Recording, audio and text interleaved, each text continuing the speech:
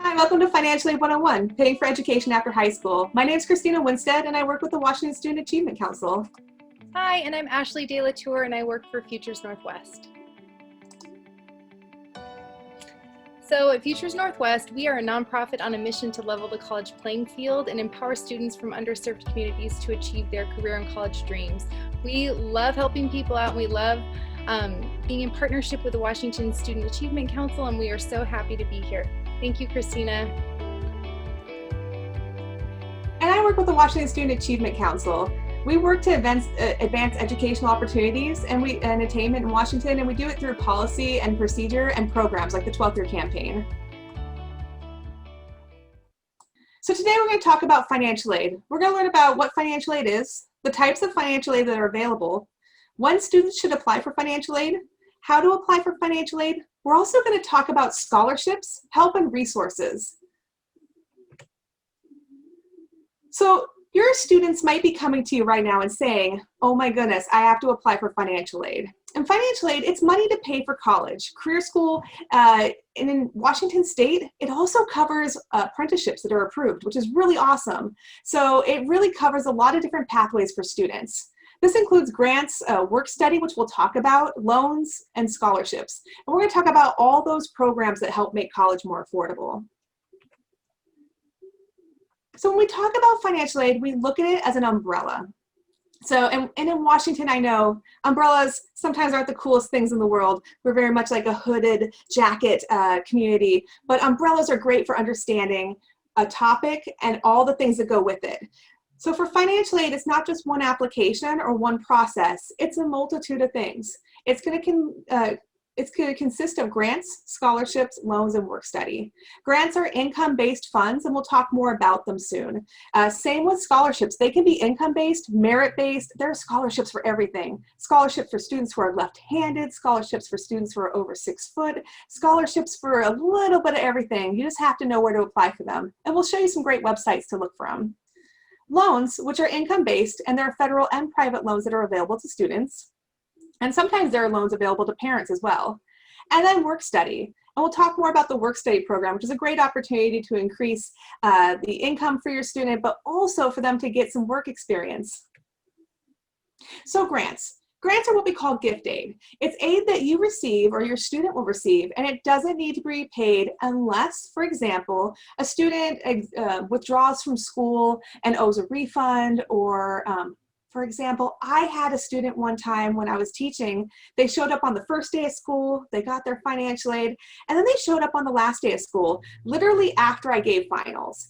And what ended up happening is a student came in and said, hey, I need some more financial aid. Can I get some more of that money? Who are you? I haven't seen you. Oh, I'm in your class. I'm pretty sure I know if you're in my class. Well, I went to Vegas. I got my financial aid. I went to Vegas and I spent all my money, so I need more for school. Unfortunately, that student, because they never attended their classes, they never withdrew and they failed all their classes, they didn't meet what's called satisfactory academic progress, where you have to complete a certain number of classes and you have to have a certain GPA to be considered for aid.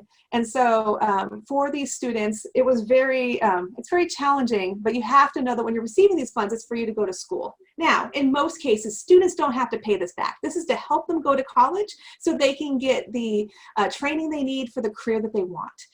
Two examples of grants are Pell Grants and then the Washington College Grant, which we'll talk more about. Scholarships. I get very excited about scholarships because scholarships are also gift aid. I am very frugal. I don't like spending a lot of money. I like saving money, and that's what I want for your students. I want your student to find out what they love to do, find a career that aligns with that, and then map out where they are now and how to get to that so that they can have a clear pathway. And then my favorite part is finding the cheapest way to get there. And scholarships is a great way to reduce the number of loans you might have to take out when going to college. They are typically gift aid, and you typically apply for these outside of, it's not something you're going to receive through the financial aid application, the FAFSI or the WAFSA. This is something you apply for outside of that. The Washboard's a wonderful website where you build a profile and it matches you to your scholarships.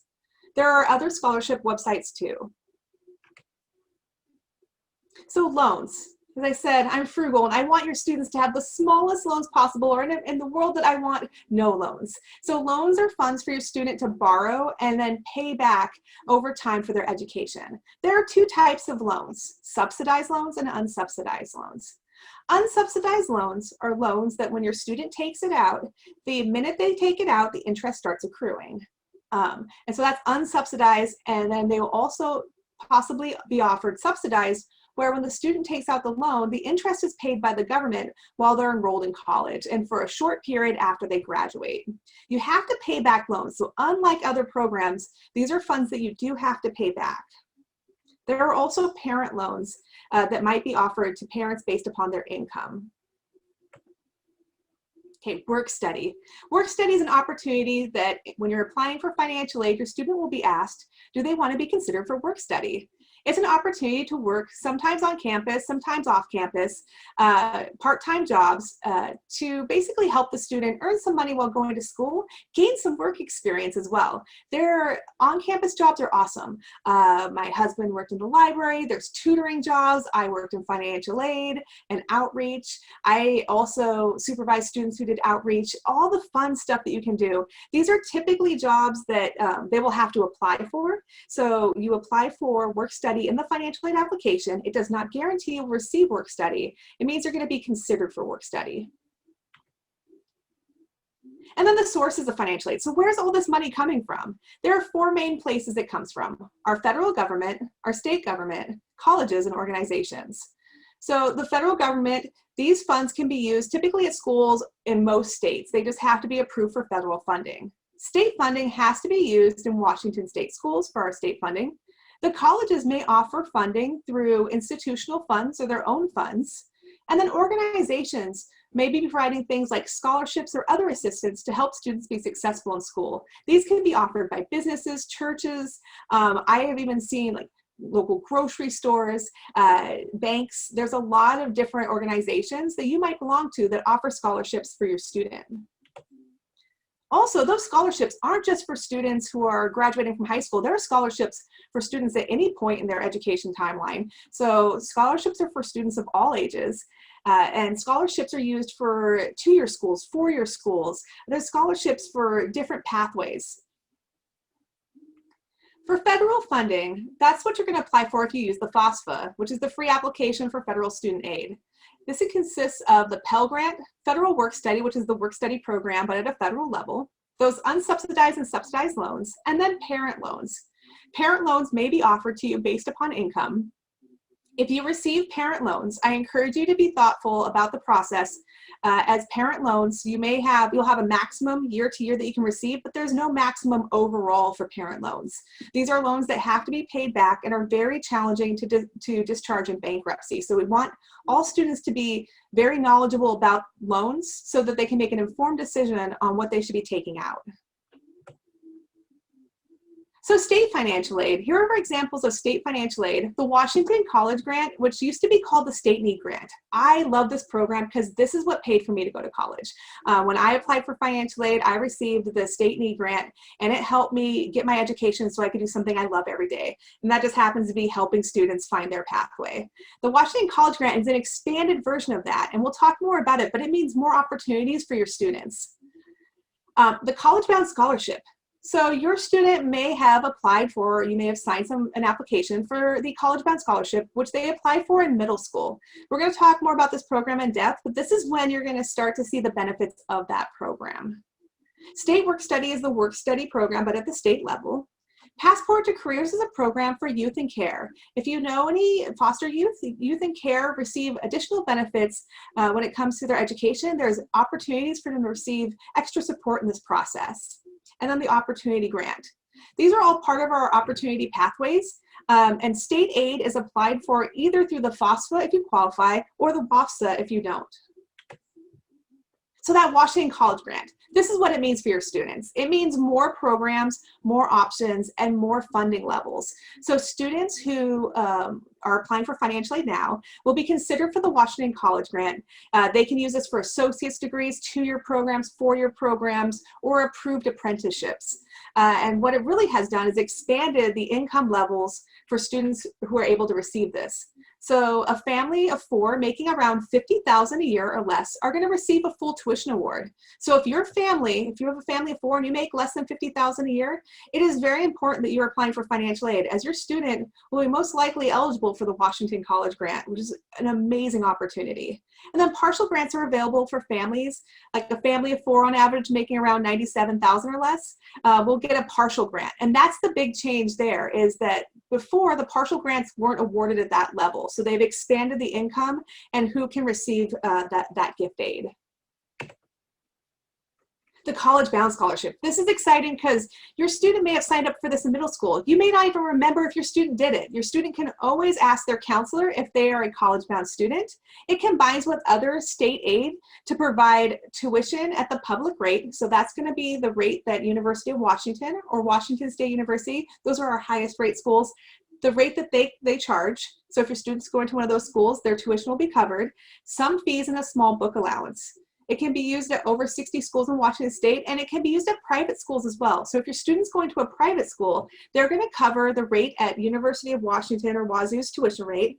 And then the difference between that rate and the private school rate, there are sometimes scholarships to help cover it, but that would be the difference that you're going to have to cover. There are schools that are offering scholarships that cover the difference for college-bound students. It's a 2-step process to apply for College Bound.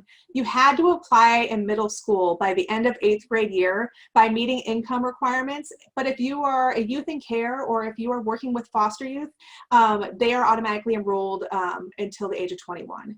And then step 2 is fulfilling the College Bound pledge. So students have to meet the income requirements, which means they have to apply for financial aid. If your student is a College Bound scholarship recipient, they have to apply for financial aid in order to receive their funds. So that's how they show you meet the income requirements. You have to be accepted to and attend an eligible college within a year of graduating. So students have 5 years to use 4 years of funding. That means if your student decides to take like a gap year or decides to take a little time off, they can still do that as long as they register and enroll in school within 1 year of graduating. That College Bound pledge also includes they need to graduate from high school with a 2.0 GPA. So when to apply for financial aid? When do we get this money for our students? You start applying October 1st. I always tell families and students, you know, whenever it gets pumpkin spice and everything nice out there, it's also time to think about financial aid. You want to apply early because that means you're maximizing all your opportunities, not just at a state or federal level, but at the institutional level too. So it means that you'll be more eligible for funds. Also, applying early allows you to fix any errors in your application that might be caught in the process. When you see a deadline for financial aid, it means that is the deadline at the school for a completed file. It means they have everything on hand and that you have corrected any errors that may make your application incomplete. So you want to make sure you complete your applications in a timely fashion so you meet all the deadlines. Colleges will have admissions and financial aid deadlines. The class of 2021, so if you have a senior, congratulations, you got to senior year, it's here. Your class of 2021 student will be applying for the 2021-2022 FAFSA or WAFSA. So they're going to use the application for the year that they're going to college. And then you're going to use your 2019 income information. And if it's changed, don't worry, we're going to cover that. So I've talked about 2 different applications, but you only have to do one.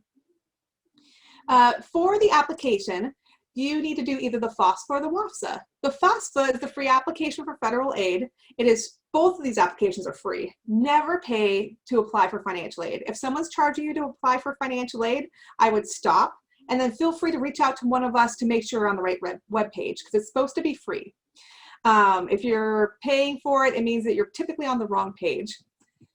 So the FAFSA is a free application for federal aid. The federal application is available to students who are U.S. citizens or citizens of freely associated states like Marshall Islands. And typically the WAFSA will be available for students who meet residency requirements, Washington State residency requirements, who are ineligible for federal aid. So if you don't qualify for the FAFSA, that's okay. We're going to have your student to look and see if they're eligible for the WAFSA. And they can do that by going to readysetgrad.org/WAFSA. It's going to ask them 5 or 6 questions and tell them which application they're eligible for.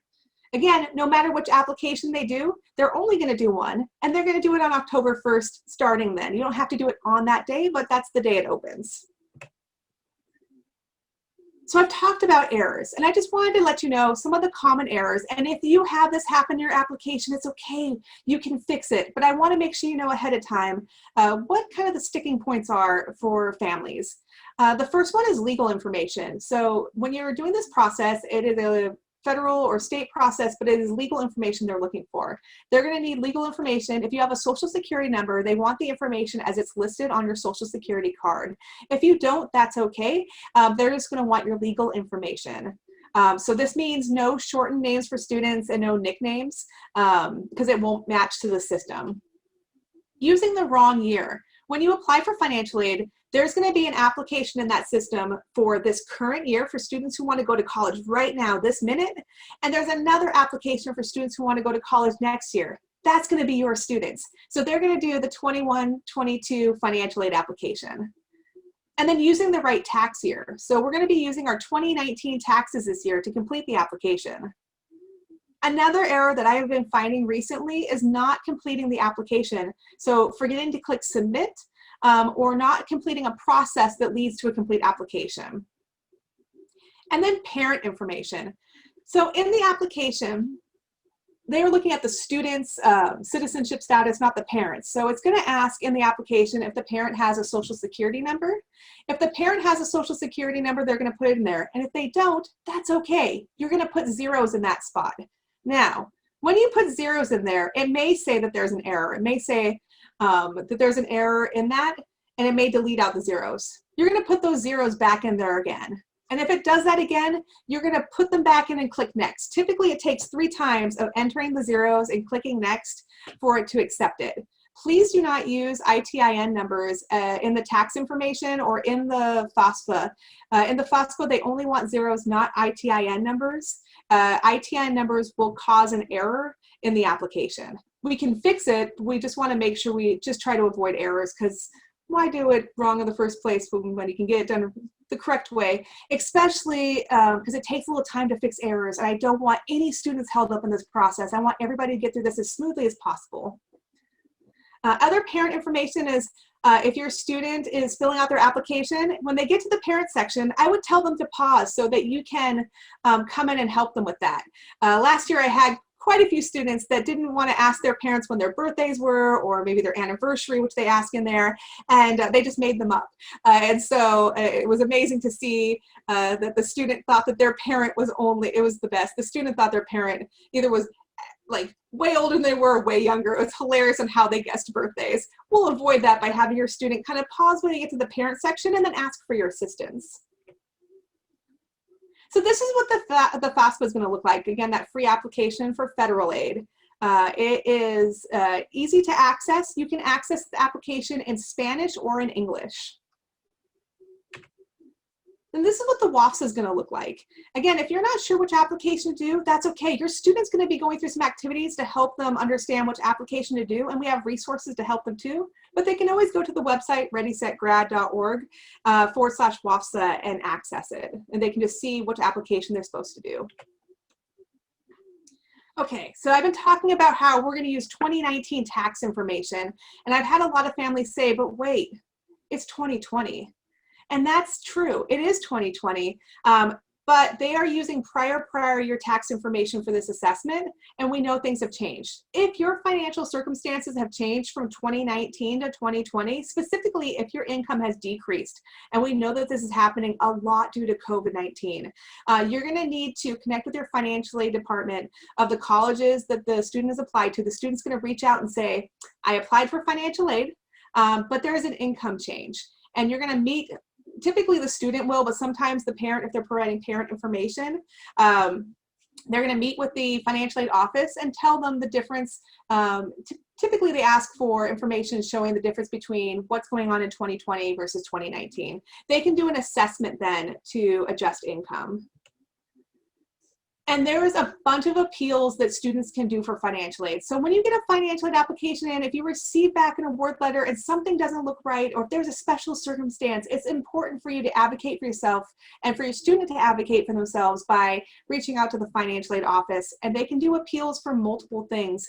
It can be changing the cost of attendance, which means maybe there's different costs that they need to have covered for school, decrease in income, Some students, if you're working with students, if you're a caregiver, and maybe the students you're working with do not have access to their parents, or maybe they're not supposed to have contact with their parents, they can actually work with the financial aid office to see if they can not have to provide that parent information.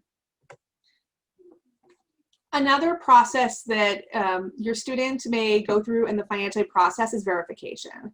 Verification is a standard and random practice. It can be challenging when a student has to go through another process to complete their application, but 1/3 of students are picked for this. And so 1/3 of students are going to have to go through this. What I can tell you right now, caregivers, is this process holds students up. And I have seen students who don't go to college because of this, that they decide that they can't complete the process and decide not to go to school. If they don't complete the process, they are unable to receive their aid from their school. The school can't do anything about it. They have to show that they've completed the verification process. Now, here's the good news. When a student's selected for verification, the school notifies them. And it can be to clarify information. I had a student that duplicated their parents' income as their own, and it made them ineligible for gift aid. But when the financial aid officer saw it, they thought, oh my goodness, you know what?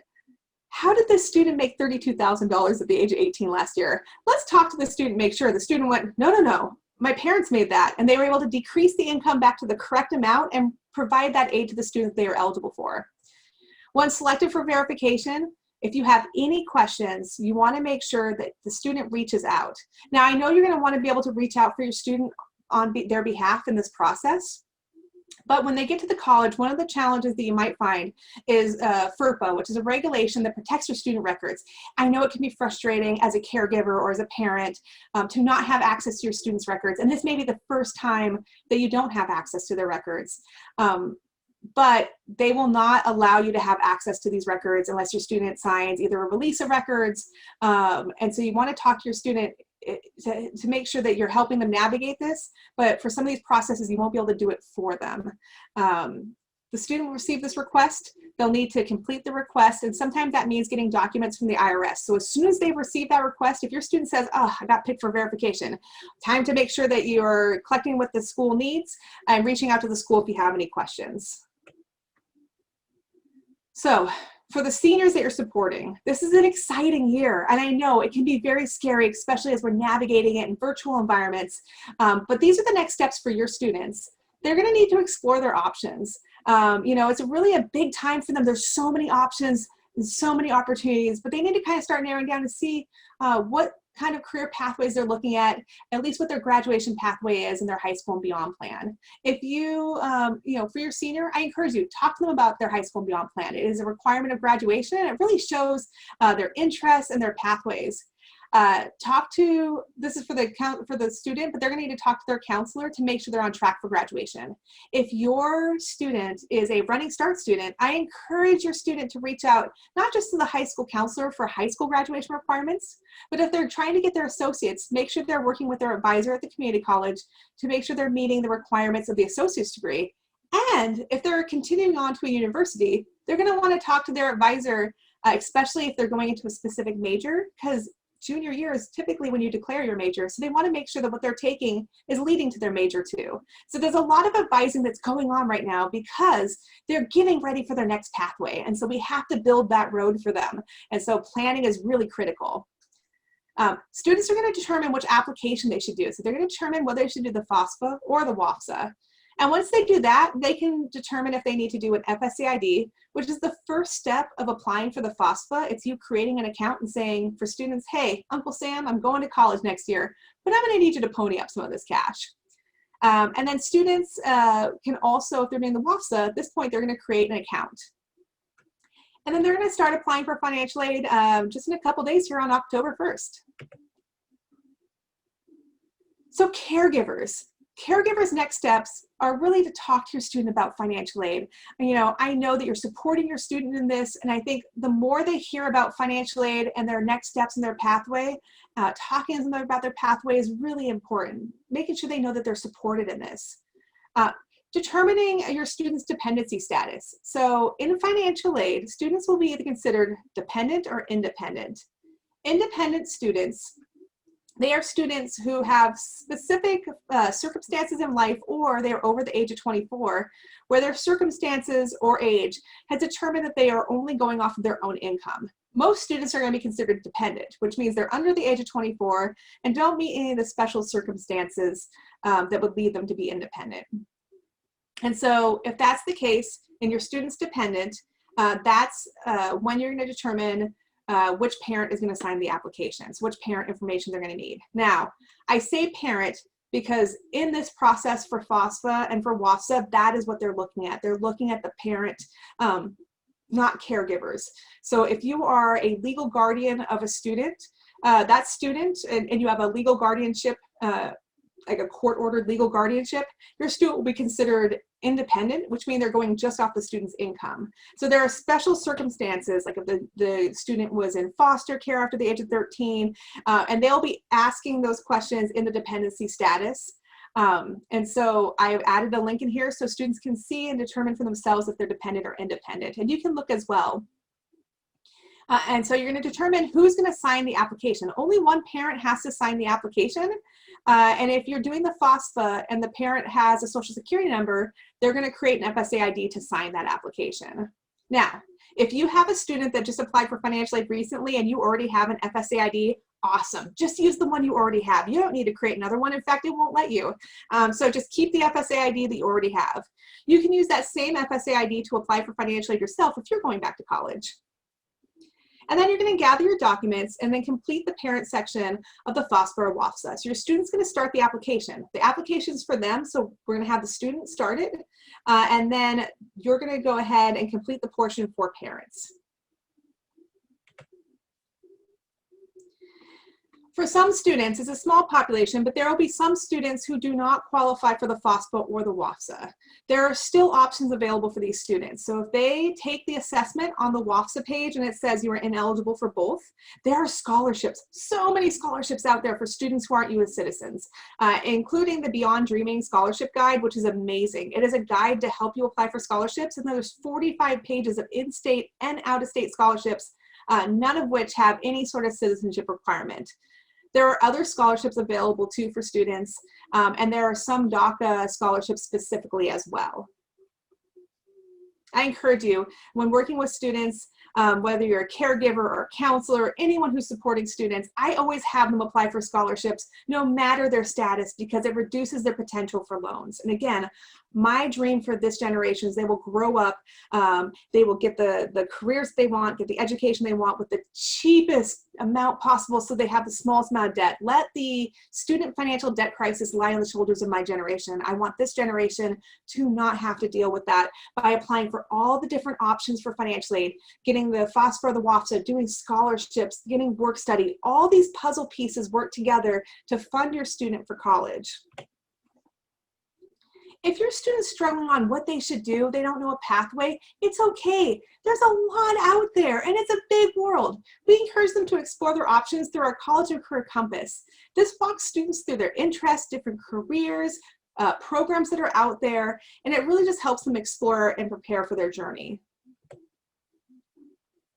Another resource are our college knowledge books. These books are available digitally in 5 languages: English, Spanish, Vietnamese, Somali, and Russian.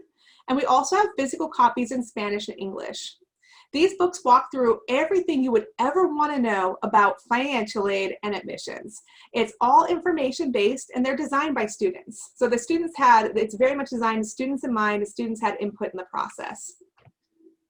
The junior senior workbook is a little bit different. This is a book for juniors and seniors, and it's more of a workbook. So it has some of the information as well, but really has pages for students to work through the admissions process, deciding on a college based upon their own interests, making sure that college has a major, how to apply for financial aid, what are their next steps. It's all located right in our junior senior workbook.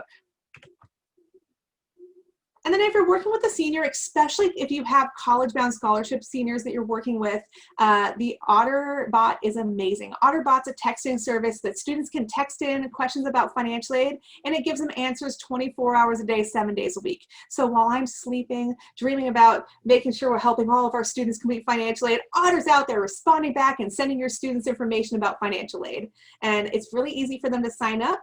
They just text Hi Otter to 360-928-7281. And then finally, here are some resources that we have in our web pages. We have our main page for students at readysetgrad.org, the washboard, that scholarship page. And then if you have a college savings account, it's time to make sure that you look at the account and make sure you know who is the holder of that account, because you'll need to know that information in the financial aid process. We also have Twitter and Facebook, and then our website at wasac.wa.gov has more resources. And so with that, we'll go ahead and answer some questions. Okay, so one thing that I just remembered, it was a tip actually that you gave me a long time ago, Christina, and that was when you are using autofill to complete your application. Yes. Tell everybody what autofill does. Okay, so autofill adds spaces to things because it thinks you're just continuing on a sentence. But when you use it for the FAFSI in the app, because there's an app you can do the application on, and you autofill even on your computer, it's going to add those spaces in and it can create errors. So if you add that space in, it's not the legal name of the student because it's their name plus a space. If you're trying to put your address in, it's that address plus a space. So you always want to back the space out of it because it can create a lot of errors. Right. And then there was another tip that you gave me, which was whatever your tax documents say word for word, even if your tax person messed up the spelling of your address, like say they put Southwest all spelled out instead of SW, you have to do it exactly how they filed it. Yes, if you're using what's called the data retrieval tool, which is a tool that works with the IRS and the FAFSA, you have to put all that information letter for letter or it won't be able to transfer over. And we're talking about, same thing, extra spaces. I had that happen today where a student had put 2 spaces after the address before the apartment number, and it wasn't connecting them. And then when they put that second space in there, it connected. So it has to be character for character exactly the same. Okay, awesome. I am wondering, what are some of the big questions that you're receiving right now? Like as you're working with students and families right now through the application, there was some sort of rumor about like 2020, like not being able to like. The 2020 rumor, like that's the year of rumors. We know that financial circumstances have changed for a lot of families from 2019 to 2020. And the rumor is that you have to wait a year until you're using the correct year taxes. And that's not the case. That's why we want you to ask the colleges for an adjustment. So they can adjust your income, but don't wait to apply because of that. Like I had a student who was like, well, I just have to wait because we made too much last year. No. If your family's making less, adjust the income. They want to know your current circumstance so that they can support your student. Right. That's exactly right. You have to reach out to the college. That's the big thing, is just being an advocate. And if your student's not a good advocate for themselves, they're learning this behavior and you're just going to have to help them a little bit by helping them advocate for themselves. Sometimes it means just, providing them with the phone number they need to call, or just being that support in the room as they make a phone call. Mm-hmm. Absolutely. We also have, for our local colleges up here in Whatcom and Skagit County, we have step-by-step guides on our website as well for the application for appeals for all of the financial aid forms. From our amazing intern, Stephanie, she did these beautiful videos. So we have that as well. And we have links to SwiftStude as well.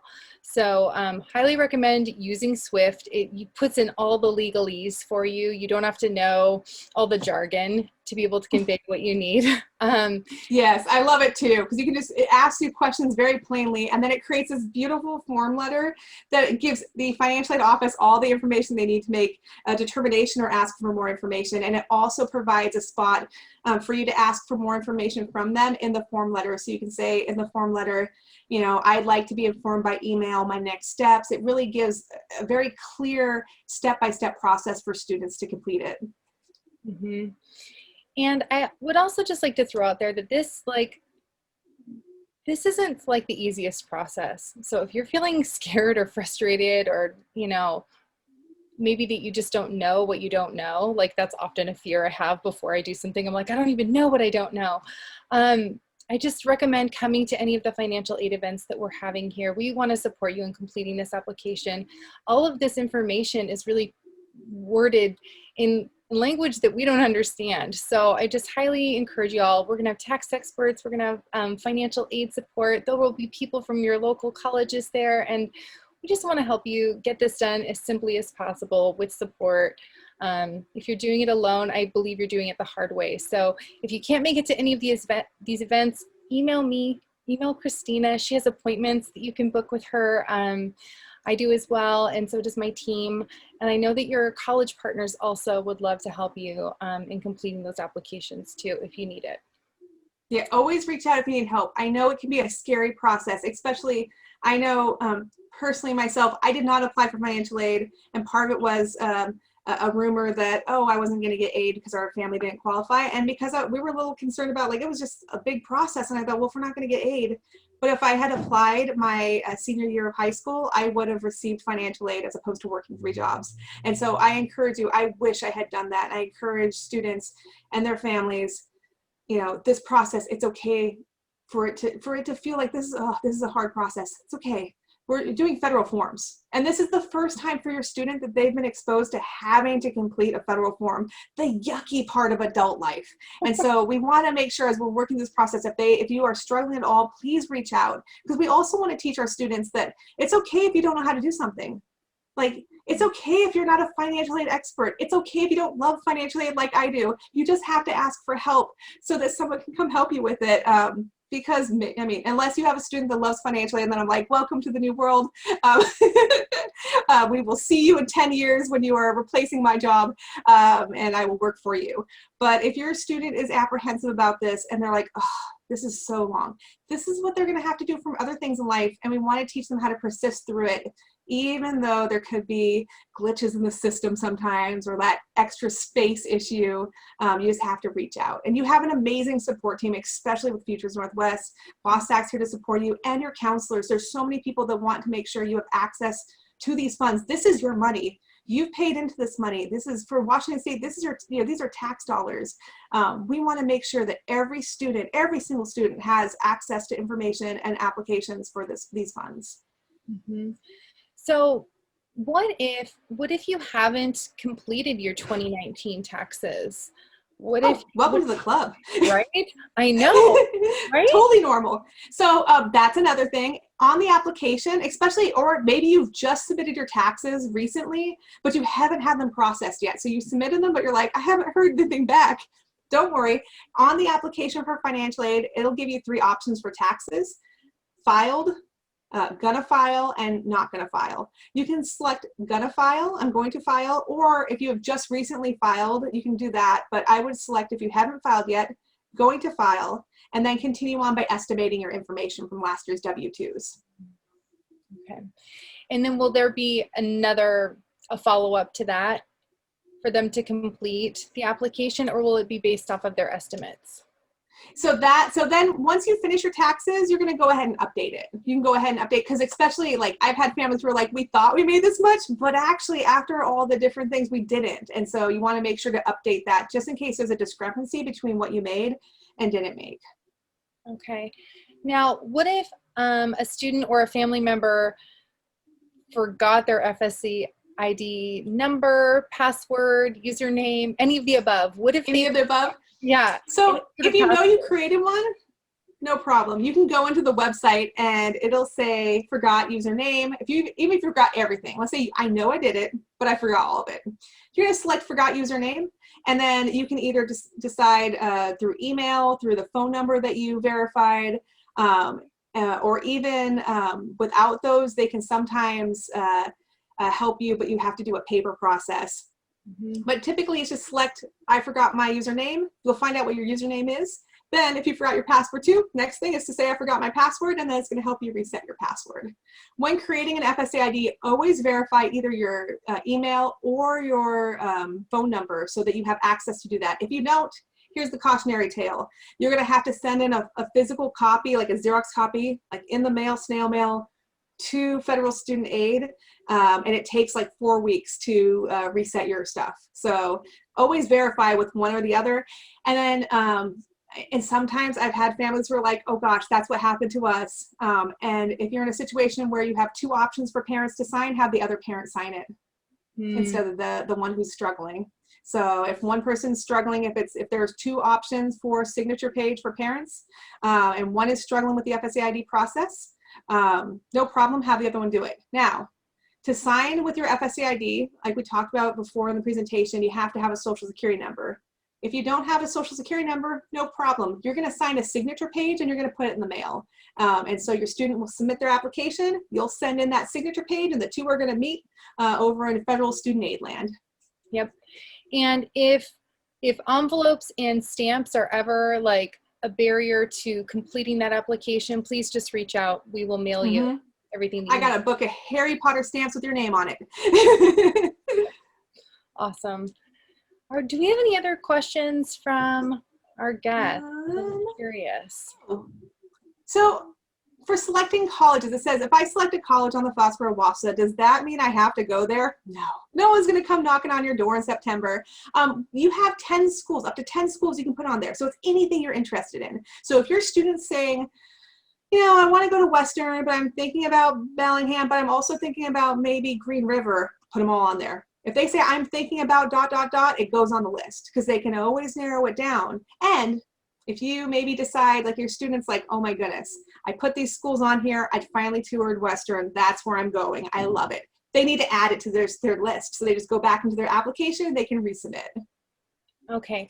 And that's not a hard thing to fix later, to add in a school? Nope, you just go in and you're going to update your FOSCA with the new school. Okay. And then resubmit.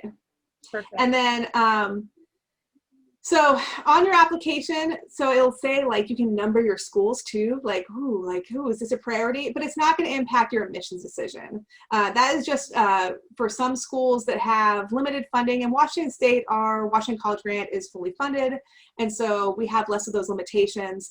But if they're looking at out-of-state schools and they do have like a preference, go ahead and put it on there like that. Sometimes it also helps the student to think about it, like, is this my preference? And then when they go back into the application, they're like, ooh, actually, no, it's not. And they can readjust it. It helps them kind of see that things change and it's okay. It's okay to change your decisions about schools. It's even okay to change your major. Just making sure you follow the process to do it. Mm-hmm. Oh, I just thought of a really great tip for students, and they may already know this, but for caregivers, remind your students that their school counseling and career website has loads of scholarships there. Mm-hmm. In addition to like all of the scholarships on Futures Northwest, all of them on the Washboard, all of them on the Gear Up site. I mean, there's so many places to find scholarships, but start at your high school. Start there, because those are the most local options that you have, which often people, I mean, they want to contribute to the well-being of their local community. So please start there and do the other ones as well. If you have checked out the Gear Up scholarship bulletin, run, don't walk. Seriously. All the love. So good. That is Beth Kelly. Shout out for amazingness. The other thing is, and when you're applying for financial aid, you're not committing to anything. You're not committing to taking out a loan. You're not committing to go to a specific school. Again, you're just saying, Uncle Sam, I'm going to college next year, and I think I need you to pony up some of this cash. And so that's really just you saying, I need some help going to school. You're not committing to anything. Yep. And if you receive loans in the process, it doesn't mean you have to take all of them too. Like some students are like, oh, I received, like, they said I can get $8,000 in loan. I only need 2. Only take what you need. And that way it reduces the amount you have to pay back. Absolutely. And I think one point that you lightly touched on earlier that I would really love to like solidify here in the Q&A part is, if a student takes out loans, it is very, very difficult to have them taken off if you need to file for bankruptcy. So yeah. So here's the thing. To try to discharge student loans in bankruptcy, it's a specific, I guess, lawyer process. I have never heard of a single person who's gotten discharged. It's just kind of like, it's a very difficult process. So when you're taking those loans, you're stuck with them. Now, I encourage you to educate yourself about loans, have your student educate themselves about loans, because this will be debt that they have that typically takes about 10 years to pay off. Sometimes more, depending on the repayment plan that they choose. But there are also other programs that may help with repayment. We have a student loan advocate that has resources for students to learn about loans. We want to make sure that students are well educated about the loans they're taking out, that they are, it's okay to take a loan. It's an investment in yourself, especially in education, but making it manageable and realistic is important. Absolutely. And always check the work study box. That's my other tip. Just yeah. check. If you're not sure, just if you're check. not sure, it's okay, because here's the thing. If you say, it gives you 3 options, yes, no, or I don't know. If you say yes, you'll be considered, and they're income-based. If you say no or I don't know, especially I don't know, there are institutions that will not consider you even with I don't know. So say yes, and you can always turn them down. If you decide, oh, I don't want to work, this is hard to be a student, I'd rather just work as being a student right now, you can always decline your offer for the whole year or even semester or quarter to quarter, depending on your institution. And the cool thing about work study is that money does not count on your taxes for income, correct? For your next year for your financial aid application? It would be, it's going to ask you, it depends on a couple different things. It depends on your cost of attendance and other types of funding that you're receiving. So if a student, there's a set cost for school of how much it's going to cost for your student to go to school based upon tuition, fees, things that are called direct costs, things that go straight to the college, things that you really can't haggle, and indirect, your, sometimes your housing, things like that, books, things that sometimes you can make cheaper, like getting 2 people in a dorm room versus 1, things like that. And so for that set cost of attendance, if you go above it with your, let's say, like scholarships, things like that, sometimes that can turn into income. And so sometimes there are occasions when it can be taxed, but most of the time it stays within the amount for the cost of attendance, and you don't have to.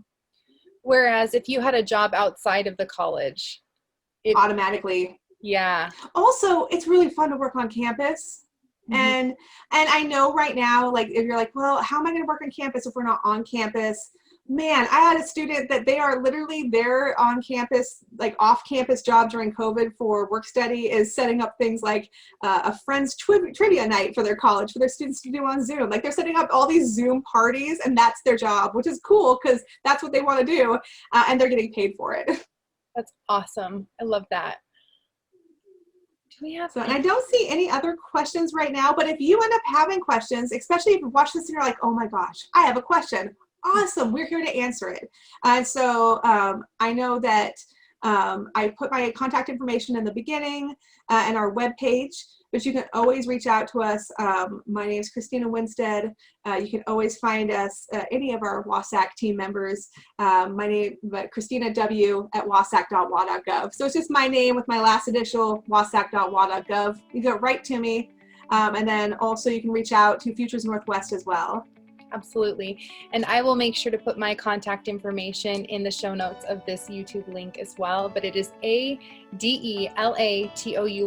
at FuturesNW.org. Okay. Thank you so much for joining us. If you have questions, we're here to answer them. And thank you so much for supporting your students as they go through this process. It's really critical. I know there's a lot of work to do, but we'll get you through it. Yeah. Thank you. Good night.